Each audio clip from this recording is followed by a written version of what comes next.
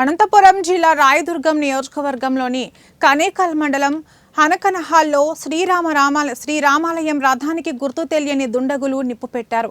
అర్ధరాత్రి చోటు చేసుకున్న ఘటనపై స్థానికులు గమనించి మంటలను ఆర్పివేయడంతో అప్పటికే సగానికి పైగా రథం కాలిపోయింది. హిందువుల మనోభావాలను దెబ్బతీయడానికి కుట్ర చేశారనే అనుమానంతో పోలీసులు ముమ్మరంగా దర్యాప్తు చేపట్టారు.